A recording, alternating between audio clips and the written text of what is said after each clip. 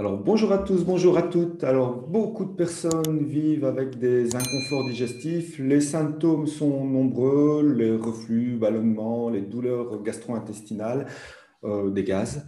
Alors, le premier réflexe est souvent d'aller vers des antiacides en vente libre. Et si ça ne suffit pas, ben, la deuxième étape, c'est quoi? C'est d'aller chez le médecin et habituellement d'en ressortir avec une prescription de médicaments inhibiteurs. Les causes de ces inconforts sont multiples, on en parlera, l'abus d'aliments transformés pauvres en enzymes digestives, le stress, l'excès de médicaments, dont les IPP, les prises d'antiacides sur du long terme, l'absence de consommation de végétaux avec des propriétés amères et également l'âge. Alors, l'hypochloridrie, l'hyperchloridrie, la chloridrie, pardon, et la normochloridrie, ben, voilà tout ce dont nous allons parler aujourd'hui. Alors, bonjour Amine. Alors, pour commencer, est-ce que tu peux nous expliquer la physiologie digestive de l'estomac? Bonjour Cédric et bonjour tout le monde. Donc on va ici essayer de discuter pas des détails de la physiologie de l'estomac parce que Mhm. sinon ça va prendre des heures. On va juste donner quelques indications, quelques petits fragments qui vont nous permettre de comprendre cette problématique très importante de l'acidité gastrique et des troubles de l'acidité gastrique. Donc ce qu'il faut savoir, c'est que l'estomac fait partie du système digestif, du tube digestif, et par conséquent, elle est régulée par ce qu'on appelle le nerf vague, donc le système nerveux parasympathique, Mhm. d'un point de vue nerveux. Et puis, on a aussi tout un ensemble de régulations endocrines également, puisque l'estomac en elle-même et plus généralement le tube digestif en général est aussi une sorte de glande endocrine qui va synthétiser tout un tas d'hormones en réalité, soit des neurohormones telles que les neurohormones de l'appétit par exemple, et l'estomac dans ce sens-là synthétise notamment la gréline, l'hormone de la faim, mais aussi des hormones tout simplement qui régulent le fonctionnement du tube digestif, comme par exemple la gastrine, la somatostatine, euh, l'histamine également, l'histamine. Euh, donc l'histamine qui a un effet stimulant sur la production des enzymes digestives. Donc il y a tout un tas de régulations. Les régulations sont extrêmement complexes. Elles sont pour l'instant assez mal connues, bien qu'on a des indications qui permettent de comprendre certaines choses sur ces régulations neuro-endocrines, parce qu'il s'agit ici de régulation neuro-endocrine. Mais ce qui va nous intéresser le plus ici, c'est le fonctionnement des cellules de l'estomac. Donc l'estomac ou la muqueuse de l'estomac, donc qui vient juste sur ou protéger donc l'estomac en elle-même, les muscles lisses de l'estomac. Donc à l'intérieur, on trouve donc cette muqueuse-là. Et cette muqueuse-là, elle est constituée de ce qu'on appelle des cryptes ou des puits qui renferme tout un tas de cellules. Alors, enfin, les différentes cellules, il y en a une bonne dizaine, Mhm. mais ici, ce qui va nous intéresser le plus, ce sont les cellules qui vont produire l'HCl et également les cellules qui vont produire le pepsinogène. Pepsinogène, c'est une protéine en réalité qui est un précurseur de la protéase, l'enzyme pepsine connue qui dégrade les protéines au niveau de l'estomac.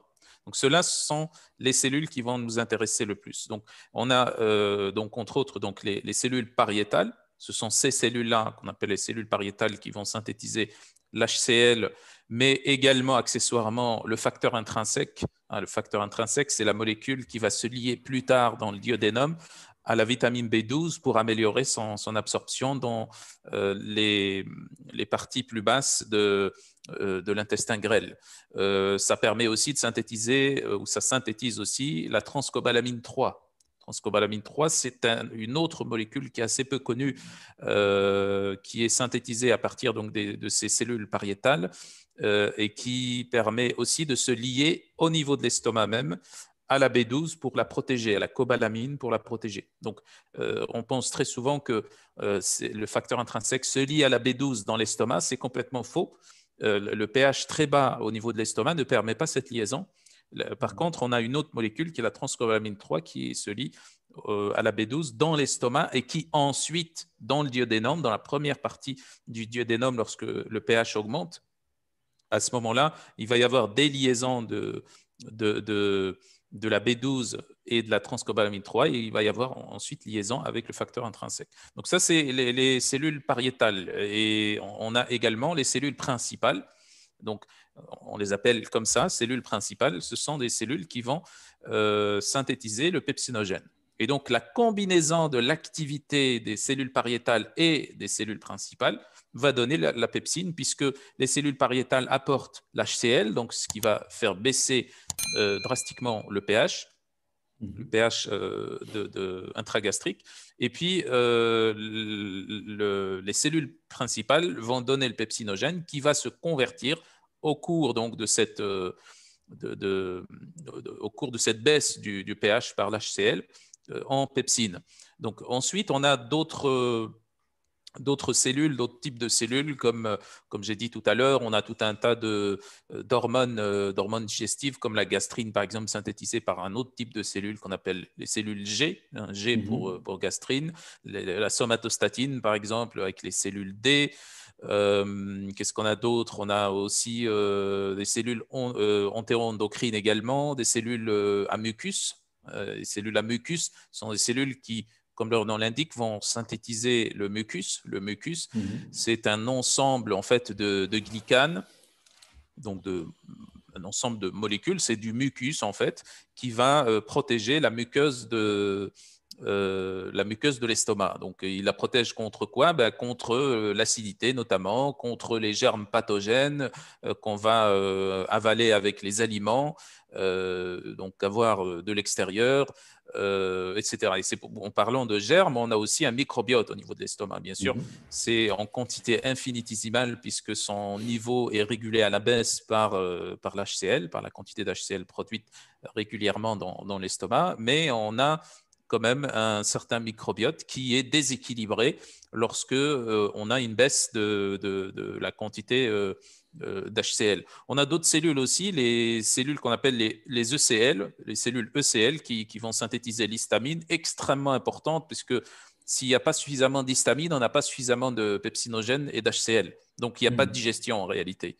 Donc, sans histamine, il n'y a pas de digestion. Et donc, ces cellules-là sont extrêmement importantes aussi dans la régulation, qui sont également à leur tour régulés par le nerf vague, par l'activité du nerf vague. On a aussi les cellules foveolaires qui vont synthétiser les bicarbonates. Les bicarbonates vont protéger la muqueuse de l'estomac contre l'HCl. Donc, les bicarbonates sont des alcalinisants, donc ils agissent comme tampons.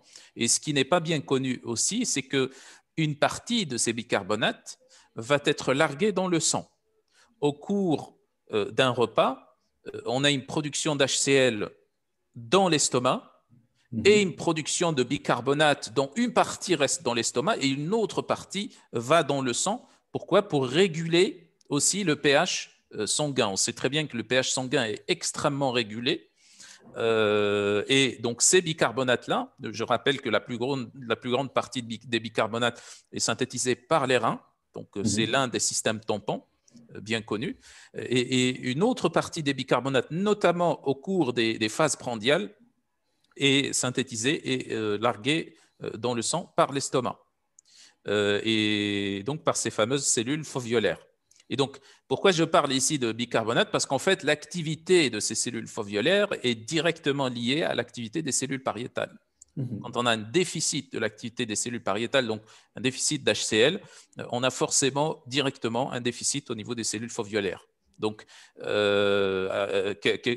quelque chose de très important à prendre en considération aussi. Donc, comme j'ai dit, ces bicarbonates sont largués dans le sang en partie pour pouvoir compenser l'acidification qu'il va y avoir après l'absorption des nutriments. Et l'ouverture des jonctions serrées et tout ça, donc tout ce qui va suivre la digestion, donc l'absorption intestinale. Donc ça, c'est en ce qui concerne la physiologie classique, normale de l'estomac. Maintenant, il peut y avoir des dérégulations au niveau de ce système, bien sûr. Les dérégulations en général chroniques, c'est plutôt de l'hypochloridrie.